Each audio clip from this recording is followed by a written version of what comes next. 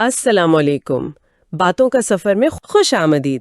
تو آج ہم جس موضوع پر بات کر رہے ہیں وہ بظاہر بہت سادہ سا لگتا ہے، لیکن ہے بہت گہرا۔ زندگی میں مزہ اور تفریح کی جگہ کیا ہے؟ مطلب یہ صرف وقت گزاری ہے یا اس کی کوئی آپ کہیں حقیقی ضرورت بھی ہے؟ ہماری یہ گفتگو آل اربن کی کتاب زندگی کے عظیم اسباق کے تیسرے سبق پر مبنی ہے۔ ایک یوٹیوب ویڈیو میں اس کا ذکر تھا۔ مقصد یہ سمجھنا ہے کہ یہ ہنسی مذاق، یہ ہلکے پھلکے لمحات، یہ زندگی کی مشکلات کا سامنا کرنے میں کیسے مدد دیتے ہیں، توازن کیسے قائم رکھتے ہیں، اور ہماری صحت کے لیے بھی۔ جی تو آئیے اس پر بات کریں کہ زندگی کی ساری سنجیدگیوں کے بیچ ان لمحات کی اصل اہمیت کیا ہو سکتی ہے۔ یہ واقعی ایک بنیادی سوال ہے۔ دیکھیں نا، جو ہمارا ماخذ ہے اس کا مرکزی خیال یہی ہے کہ یہ جو لطف اندوز ہونے کی، ہنسنے کی صلاحیت ہے نا، یہ کوئی اضافی چیز نہیں ہے، یہ انسان کی فطرت کا حصہ ہے۔ قدرت نے ہمیں یہ صلاحیت دی ہے، شاید اس لیے کہ یہ زندگی گزارنے کے لیے ضروری ہے۔ اچھا، تو یہ کوئی عیش و عشرت نہیں بلکہ ایک ضرورت ہے۔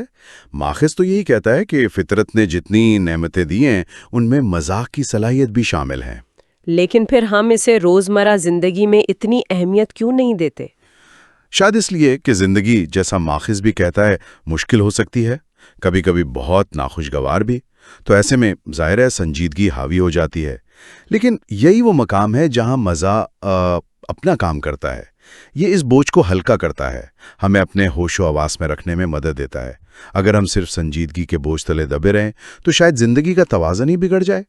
ماخذ کہتا ہے کہ ہمیں وہ چیزیں اپنانی چاہیے جو ہمیں یوں سمجھیں صحیح راستے پر رکھیں اور کچلے جانے سے بچائیں۔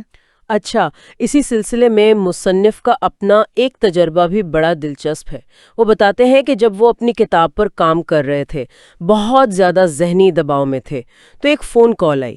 جی، ایک خاتون نے کسی جین نامی خاتون کے بارے میں پوچھا۔ مصنف نے کہا نہیں، یہاں کوئی نہیں ہے۔ خاتون نے پھر تفصیل پوچھی تو مصنف نے تھوڑا مذاق میں کچھ کہہ دیا۔ پھر پتہ چلا کہ وہ خاتون تو اپنی چچی کے جنازے کے انتظامات کے لیے فون کر رہی تھی اور غلط نمبر مل گیا تھا۔ اوہو، یہ تو گڑبڑ ہو گئی۔ جی، مصنف نے فوراً معذرت کی، لیکن پھر حیرت انگیز طور پر وہ خاتون خود ہی ہنس پڑی اور مذاق میں کہا کہ وہ سوچ رہی تھی کہ بولیوین میت کو پیرو میں کیوں دفنائیں گے۔ اچھا، مصنف نے بتایا کہ وہ پیرو میں ہی رہتے ہیں۔ تو اس غیر متوقع گفتگو اور مذاق نے انہیں ایک لمحے کے لیے اس سارے دباؤ سے باہر نکال دیا۔ یہ واقعہ خود ایک سبق ہے نا؟ یہ دکھاتا ہے کہ مذاق کسی بھی لمحے کہیں سے بھی آ سکتا ہے، اور یہ روزمرہ کی سنجیدگیوں کو توڑنے کے لیے کتنا ضروری ہے۔ اس واقعے نے مصنف کو یہ احساس دلایا کہ بھئی ہمیں خود کو اتنا زیادہ سیریس نہیں لینا چاہیے۔ ہاں، اور یہ ضرورت سے زیادہ سنجیدگی بعض اوقات نقصان دہ بھی ہو سکتی ہے، ٹھیک ہے نا؟ ماخذ میں وہ 70 کی دہائی کی شخصیت کی تحریک کا بھی ذکر ہے۔ لوگ خودشناسی کی تلاش میں نکلے، اپنے آپ کو جانو کا نعرہ تھا۔ مقصد تو اچھا تھا۔ جی، مقصد تو بہت اچھا تھا، لیکن پھر ہوا کیا؟ مسئلہ یہ ہوا کہ یہ تحریک، جیسا کہ ماخذ بتاتا ہے، بہت مہنگی، تھکا دینے والی اور سنجیدہ ہو گئی تھی۔ خود شناسی کا مقصد تو اپنی ذات کو سمجھنا تھا، لیکن اس سارے عمل میں توازن کھو گیا۔ وہ جو انکاؤنٹر گروپس تھے، مراقبے وغیرہ، وہ اپنی جگہ ٹھیک ہیں، لیکن جب یہ سب کچھ بہت زیادہ سنجیدہ اور بوجھل ہو جائے نا، تو یہ فائدے کے بجائے نقصان پہنچا سکتا ہے۔ مصنف خود اس تجربے سے گزرے اور انہیں لگا کہ اس سے فائدے سے زیادہ نقصان ہوا۔ تو یہاں بنیادی نقطہ وہی ہے، توازن کا۔ یہ توازن والی بات بہت اہم ہے۔ اچھا، اسی کو مزید سمجھانے کے لیے ماخذ میں 2 فلموں کی مثالیں دی ہیں۔ پہلی ہے زوربا دی گریک۔ جی ہاں، ایک طرف تعلیم یافتہ سنجیدہ باس ہے، دوسری طرف اس کا زندگی سے بھرپور ملازم زوربا۔ جی، باس کے پاس سب کچھ ہے مگر زندگی کا لطف نہیں اٹھا پا رہا ہے۔ اور زوربا کا وہ مشہور جملہ ہے، انسان کو تھوڑے سے پاگل پن کی ضرورت ہوتی ہے ورنہ وہ کبھی رسی کاٹ کر آزاد نہیں ہو سکتا۔ اس جملے میں کیا پیغام ہے آپ کے خیال میں؟ میرا خیال ہے اس کا مطلب بہت گہرا ہے۔ یہ صرف وہ لکڑی کی رسی کاٹنے کی بات نہیں، یہ سماجی توقعات کی رسی، اپنی بنائی ہوئی حد بندیوں کی رسی اور ضرورت سے زیادہ سنجیدگی کی رسی کاٹنے کی بات ہے۔ زوربا شاید یہ کہہ رہا ہے کہ بھئی کبھی کبھی اصولوں اور منطق سے ہٹ کر بس دل کی سن کر تھوڑا سا پاگل پن دکھانا پڑتا ہے، وہی آپ کو حقیقی آزادی اور زندگی کا لطف دے سکتا ہے۔ آج کل کی تیز رفتار دباؤ بھری زندگی میں تو شاید اس کی اہمیت اور بھی زیادہ ہے۔ بالکل۔ اچھا، دوسری مثال ہے فلم اے تھاؤزنڈ کلاؤنز کی۔ اس میں مرکزی کردار ہے مرے، جو اپنے بھانجے کی پرورش کر رہا ہے، اور اس کی سب سے بڑی فکر یہ ہے کہ وہ ان لوگوں جیسا نہ بن جائے جو اتنے سنجیدہ ہو گئے تھے کہ زندگی سے لطف اندوز ہونا بھول گئے تھے۔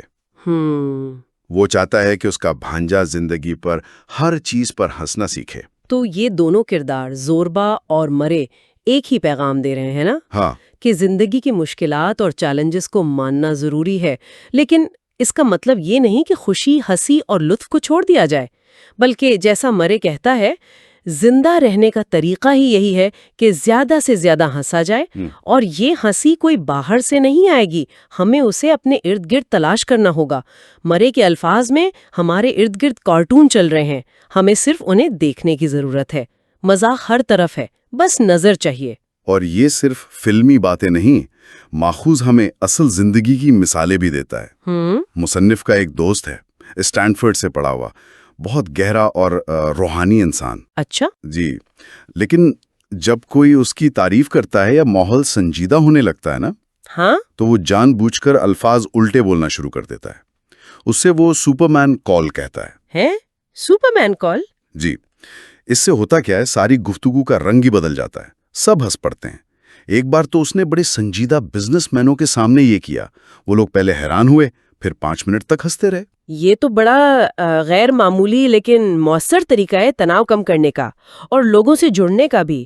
غیر متوقع مزاح جو ہے نا، وہ دیواریں گرا دیتا ہے۔ بالکل۔ ایک اور مثال ایک بڑی انشورنس کمپنی کے ایگزیکٹو دوست کی ہے، بہت کامیاب، مصروف، دنیا بھر میں گھومنے والے، سنجیدہ ذمہ داریاں نبھانے والے۔ جی، لیکن وہ ہر چیز میں مذاق کا پہلو ڈھونڈ لیتے ہیں۔ ان کی لطیفے اکثر بے معنی ہوتے ہیں، ماخذ کہتا ہے، لیکن وہ لوگوں کو ہنسانے میں کامیاب رہتے ہیں۔ اور دلچسپ بات یہ ہے کہ ان کے پاس ایک بڑی لگژری گاڑی بھی ہے اور ایک پرانی ووکس ویگن بگ بھی۔ کیا یہ تضاد کچھ بتاتا ہے؟ بالکل ممکن ہے۔ یہ شاید اسی بات کی علامت ہے کہ وہ زندگی کے سنجیدہ اور کامیاب پہلوؤں کے ساتھ ساتھ وہ ہلکے پھلکے تفریحی پہلو کو بھی اتنی ہی اہمیت دیتے ہیں۔ یہ مثالیں ہمیں بتاتی ہیں کہ جو بہت کامیاب اور ذمہ دار لوگ ہیں نا، وہ بھی مذاق کو صرف وقت گزاری نہیں سمجھتے، وہ اسے دباؤ سے نمٹنے، مسائل کو ایک نئے زاویے سے دیکھنے اور سب سے اہم، دوسروں سے تعلق قائم کرنے کے لیے ایک مؤثر حکمت عملی کے طور پر استعمال کرتے ہیں۔ یہ سنجیدہ نہ ہونا نہیں ہے، بلکہ زندگی میں توازن قائم رکھنا ہے۔ تو یہ صرف عام لوگوں کی بات نہیں، بلکہ تاریخ کی بڑی شخصیات نے بھی اس کی قدر کو پہچانا ہے۔ ماخذ میں تھامس ایڈیسن اور البرٹ آئنسٹائن کا ذکر ہے۔ ایڈیسن، جو اپنی انتھک محنت اور ہزاروں ناکامیوں کے بعد کامیابی کے لیے جانے جاتے ہیں، وہ اپنی ٹیم کا حوصلہ بلند رکھنے کے لیے کیا کرتے تھے؟ ایڈیسن سمجھتے تھے کہ مسلسل کام اور دباؤ جو ہے وہ تخلیقی صلاحیت کو ختم کر دیتا ہے، اس لیے وہ لطیفوں اور مذاق کا استعمال کرتے تھے۔ وہ باقاعدہ لطیفوں کی نوٹ بکس رکھتے تھے اور اپنی ٹیم کو سناتے تھے۔ ان کا ماننا تھا کہ جو لوگ مل کر ہنستے ہیں وہ مل کر زیادہ دیر تک اور زیادہ محنت کے ساتھ کام کر سکتے ہیں۔ تو یہ ٹیم ورک اور حوصلہ افزائی کے لیے ایک ٹول تھا۔ اور آئنسٹائن، جن کا نام ہی ذہانت اور پیچیدگی کی علامت ہے؟ آئنسٹائن اصل میں زندگی کی نہایت سادگی کے متلاشی تھے۔ ان کے لیے کھیل یعنی پلے فلنس تخلیقی سوچ کا لازمی حصہ تھا۔ جو لوگ ان پر تحقیق کرتے ہیں وہ یہ جان کر حیران ہوتے ہیں کہ وہ کتنے خوش مزاج اور زندہ دل انسان تھے۔ ماخذ کہتا ہے کہ وہ مذاق کو زندگی کو ہلکا پھلکا بنانے کا ایک نہایت مؤثر طریقہ سمجھتے تھے، ایک ایسی چیز جسے ہم بڑے ہو کر اکثر بھول جاتے ہیں۔ تو اس سے پتہ چلتا ہے کہ ذہانت اور کھیل، سنجیدگی اور مزہ یہ ساتھ ساتھ چل سکتے ہیں، بلکہ شاید ایک دوسرے کو تقویت دیتے ہیں۔ یہ جان کر واقعی حیرت ہوتی ہے کہ جسے ہم صرف ہنسی مذاق سمجھتے ہیں، اس کا تعلق ذہانت اور تخلیق کی صلاحیت سے بھی ہے۔ لیکن ماخذ اس سے بھی آگے جاتا ہے اور مذاق کے صحت پر اثرات کی بات کرتا ہے۔ جی ہاں، اور یہ کوئی بالکل نئی دریافت نہیں ہے۔ ہزاروں سال پہلے حضرت سلیمان علیہ السلام کا قول ہے کہ خوشی سے بھرا دل اچھی دوا ہے، لیکن بھجی ہوئی روح ہڈیوں کو خشک کر دیتی ہے۔ یہ قدیم دانش آج جدید سائنس کی روشنی میں بھی ثابت ہو رہی ہے۔ اس کی سب سے مشہور مثال شاید نارمن کزنز کی کہانی ہے۔ انہیں ایک بہت سنگین بیماری تشخیص ہوئی تھی جس میں ڈاکٹروں نے انہیں صرف چند ماہ کی زندگی دی تھی، جی، لیکن انہوں نے ہمت نہیں ہاری۔ کزنس نے فیصلہ کیا کہ وہ منفی جذبات کے بجائے مثبت جذبات، امید، محبت اور خاص طور پر ہنسی کو اپنے علاج کا حصہ بنائیں گے۔ انہوں نے ہسپتال چھوڑ کر ہوٹل میں کمرہ لیا اور وہ مارکس برادرز کی فلمیں اور مزاحیہ کتابیں منگوا لیں، اور پھر انہوں نے ایک حیران کن دریافت کی۔ کیا دریافت تھی وہ؟ انہوں نے اپنی کتاب میں لکھا کہ 10 منٹ دل کھول کر ہنسنے سے کم از کم 2 گھنٹے کی درد سے پاک نیند ملی۔ یہ صرف ایک احساس نہیں تھا، یہ قابل پیمائش نتیجہ تھا۔ بعد میں UCLA میڈیکل اسکول کے ساتھ مل کر جب تحقیق ہوئی تو اس کی تصدیق بھی ہوئی۔ تو نارمن کزنس کا واقعہ صرف ایک کہانی نہیں ہے، یہ سائنسی ثبوت کا محرک بنا کہ ہنسی صرف اچھا محسوس کروانے والی چیز نہیں، بلکہ ایک باقاعدہ جسمانی عمل ہے، ایک درد کش دوا کی طرح، اور مدافعتی نظام کو بہتر بنانے والی چیز۔ یعنی ہنسی کے باقاعدہ طبی فوائد ہیں۔ بالکل، تحقیق نے ثابت کیا ہے کہ ہنسی درد کو کم کرتی ہے، بیماریوں سے لڑنے والے ٹی سیلز اور دوسرے مدافعتی خلیات کی تعداد بڑھا کر مدافعتی نظام کو مضبوط کرتی ہے، جسم کے قدرتی درد کش کیمیکلز یعنی اینڈورفنز خارج کرتی ہے، تناؤ پیدا کرنے والے ہارمونز کو کم کرتی ہے، دل کی شریانوں کو ورزش فراہم کرتی ہے اور خون کی گردش کو بہتر بناتی ہے۔ ارے واہ، یہ تو فائدوں کی ایک لمبی فہرست ہے۔ جیسا کہ وہ 19ویں صدی کے مزاح نگار جوش بلنگز نے کہا تھا، دوا میں کوئی مزہ نہیں ہوتا، لیکن مزاح میں بہت سی دوا ہوتی ہے۔ کیا خوب کہا ہے۔ تحقیق کا خلاصہ یہی ہے کہ ہنسی اچھی صحت کے لیے ایک وٹامن کی طرح ہے۔ تو پھر یہ سوچنے کی بات ہے کہ اگر بیماری کی حالت میں ہنسی اتنی طاقتور ثابت ہو سکتی ہے تو روزمرہ کی صحت اور تندرستی کو برقرار رکھنے کے لیے اس کی کتنی اہمیت ہوگی؟ یقیناً، اور یہ صرف جسمانی صحت کا معاملہ نہیں ہے، مزاح ہماری ذہنی اور سماجی صحت کے لیے بھی اتنا ہی اہم ہے۔ یہ زندگی کے سخت مراحل کو قابل برداشت بناتی ہے، ہماری شخصیت کو نرم کرتی ہے اور تعلقات بنانے میں مدد دیتی ہے۔ جیسا کہ وکٹر بورج نے کہا تھا، ہنسی 2 افراد کے درمیان سب سے کم فاصلہ ہے۔ تو اس ساری گفتگو سے یہ بات تو واضح ہو رہی ہے کہ مزاح کو صرف ایک تفریحی مشغلہ سمجھنا شاید غلطی ہے۔ ماخذ تو اسے خوراک، نیند اور ہوا جتنی اہمیت دیتا ہے، مطلب یہ ایک بنیادی ضرورت ہے۔ لیکن یہاں ایک اہم نکتہ یہ بھی ہے کہ مقصد زبردستی مسخرہ بننا یا دوسروں کی نقل کرنا نہیں۔ ماخذ کہتا ہے نہ تو سرخ رنگ کے بوٹ پہننے ہیں، نہ ہی سپرمین کال اپنانی ہے۔ ہر شخص کی شخصیت الگ ہوتی ہے، اس کا مزاح کا انداز بھی مختلف ہوتا ہے۔ یعنی ہمیں اپنا طریقہ تلاش کرنا ہے، اپنی شخصیت کے مطابق ہلکے پھلکے پن کو زندگی میں شامل کرنے کا راستہ ڈھونڈنا ہے، اور شاید اس کی شروعات خود سے ہو۔ ماخذ یہ بھی کہتا ہے کہ ہمیں اپنے اوپر ہنسنے کے اہل ہونا چاہیے۔ یہ بہت اہم بات ہے۔ جو لوگ اپنی غلطیوں یا کمزوریوں پر ہنس سکتے ہیں نا، وہ زیادہ لچکدار ہوتے ہیں، کم تناؤ کا شکار ہوتے ہیں، اور اس کے لیے ضروری ہے کہ ہم فعال طور پر مزاح کو تلاش کریں۔ ایک پرانی کہاوت ہے، ہم عموماً وہی کچھ پاتے ہیں جسے تلاش کرتے ہیں۔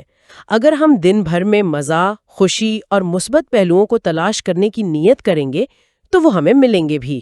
یہ رویے کی بات آ گئی، جیسا کہ جان ہومر ملر کا قول ماخذ میں نقل کیا گیا ہے، تمہاری زندگی کا تعین اس سے نہیں ہوتا جو زندگی تمہارے لیے لاتی ہے، بلکہ اس رویے سے ہوتا ہے جسے تم زندگی کے لیے لاتے ہو۔ ہمارا رویہ ہی ہماری حقیقت کو تشکیل دیتا ہے۔ بالکل، ایک مزاحیہ یا مثبت رویہ مشکل ترین حالات کو بھی آپ کہہ لیں قدرے آسان بنا سکتا ہے۔ ہال اربن کا مشورہ ہنسو اور بھلے چنگے ہو جاؤ اسی رویے کو اپنانے کی دعوت ہے۔ تو اس سب کا کیا مطلب ہوا؟ خلاصہ یہ ہے کہ زندگی سنجیدہ ہے، اس میں مشکلات ہیں، ذمہ داریاں ہیں، یہ سب اپنی جگہ، لیکن مزاح اور تفریح کو اپنانا ان سب کے ساتھ محض ایک آپشن نہیں ہے، بلکہ یہ لچک پیدا کرنے، صحت کو بہتر بنانے، تعلقات کو گہرا کرنے اور مجموعی طور پر ایک بھرپور زندگی گزارنے کے لیے ایک اہم مہارت ہے۔ یہ ایک شعوری انتخاب ہے، ایک رویہ ہے جس کی مشق کی جا سکتی ہے۔ اور شاید یہ ایک ایسی مہارت ہے جسے سیکھا اور بہتر بنایا جا سکتا ہے۔ تو شاید یہ کہنا غلط نہ ہوگا کہ زندگی کے اتار چڑھاؤ میں ہنسنے کی صلاحیت، حالات پر، دوسروں پر اور سب سے بڑھ کر اپنے آپ پر ہنسنے کی صلاحیت واقعی ایک سپر پاور ہے۔ اور یہاں ایک نقطہ مزید غور کے لیے چھوڑ جاتے ہیں۔